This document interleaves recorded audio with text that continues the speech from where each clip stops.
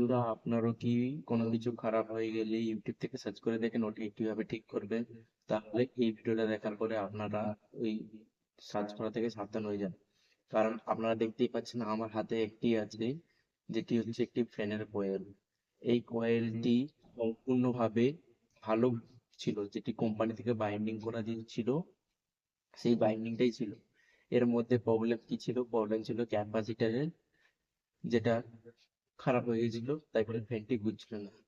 তো এটি হচ্ছে আমার একটা বন্ধুর কাছ থেকে আমি নিয়ে এসেছি ভিডিও করার জন্য, আপনাদের জানানোর জন্য। সে কি করে, প্রথমে ইউটিউবে সার্চ করে যে ফ্যানটি চলছে না কেন। এবার ইউটিউবের যারা আছে তারা তো বুঝতে পারবে না যে ফ্যানের কি প্রবলেম আছে, বিভিন্ন ধরনের ভিডিও দেখেছি।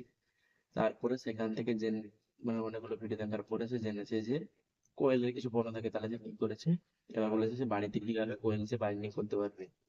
সে কি করেছে, এখানে যে মানে কোম্পানি থেকে যে বাইন্ডিং করে দেওয়া ছিল, ওই বাইন্ডিং পুরো কেটে দিয়েছে, কেটে বের করে দিয়েছে। এবং আবার নতুন ভাবে বাইন্ডিং করেছে। কিভাবে, আপনারা দেখতেই পাচ্ছেন, কোনো মাঝখানে কোনো যে তার যে পেপার থাকে ওগুলো কিছু নেই, তার এদিক সেদিক হয়ে আছে।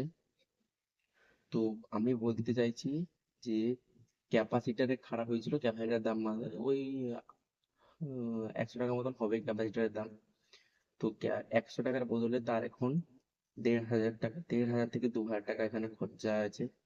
তো আপনারা কেউ কোনোদিন ইউটিউব থেকে বা কোনো জিনিস খারাপ হলে ইউটিউবে ডিরেক্ট সার্চ করবেন না। কারণ ইউটিউব যারা করে তারা এক্সপিরিয়েন্স নিয়ে কাজ করে, তারা তাদের প্রবলেম নিয়ে কাজ করে। আপনারা মানে আপনাদের যে প্রবলেমটা আছে ওটা ওরা বুঝতে পারবেন না।